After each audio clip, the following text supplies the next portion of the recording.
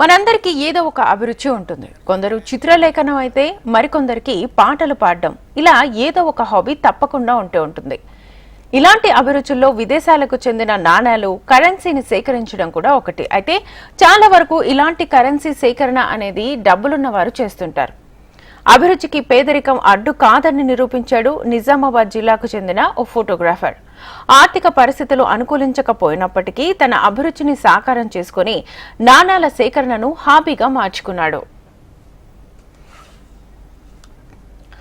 Digital యుగంలో తేలియాడుతున్న నేటి తరానికి మన చరిత్రను అందించడమే లక్ష్యమని చెప్తున్నాడు ఈ ఫోటోగ్రాఫర్ రాజేందర్. 30 ఏళ్లుగా ప్రవృత్తి మాత్రం పురాతన నాణాలను సేకరించడం అలవాటుగా మలుచుకున్నాడు. 1 కాదు 2 కాదు ఏకంగా 200 దేశాల నాణాలను సేకరించారు. వివిధ దేశాల నాణాలతో పాటు పురాతన కాలం నాటి నాణాలను సైతం సేకరించారు. మార్పిడి కాలం నుంచి నాణాలతో పాటు రాజుల కాలం నాటి కాయిన్స్, బ్రిటిష్ మహమ్మదీయ కాలం నాటి నాణాలను సైతం సేకరించారు. ఆధునిక ప్రపంచం డిజిటల్ సేవలపైన నడుస్తున్నందున ఇప్పటికీ పిల్లలకి వీటిపై అవగాహన కల్పించడం కోసం తన ప్రయత్నం అని చెప్పారు. త్వరలో సేకరించిన నాణాలను వివిధ ప్రాంతాల్లో కూడా అవగాహన సదస్సులు పెట్టే ఆలోచనలో ఉన్నట్టుగా తెలిపారు. నిజాం రాగి నాణ్యంతో మొదలైన తన సేకరణ తర్వాత ప్రాచీన, మధ్యయుగ, బ్రిటిష్ కాలం నాటి నాణాలను సైతం సేకరణ చేసినట్లుగా రాజేందర్ చెబుతున్నారు.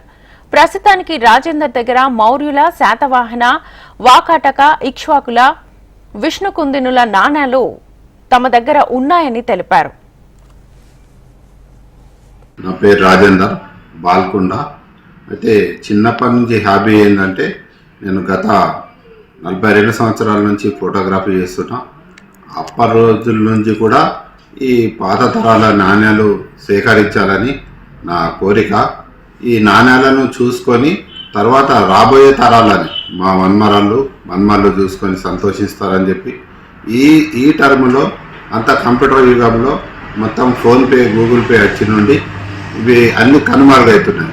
కాబట్టి ఇవి మనము రాబోయే తరాలకు చూపించాలని 42 సంవత్సరాల నుంచి నేను అన్ని దగ్గర సుమారు 200 పైన దేశాల నుండి నేను అన్ని కాయిన్స్ సేకరించిన.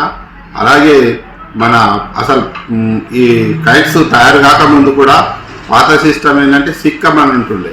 అప్పుడు ఆ సిక్కం ఇస్తే ఏంటంటే వస్తువు మార్పిడి అంటుంటుండే.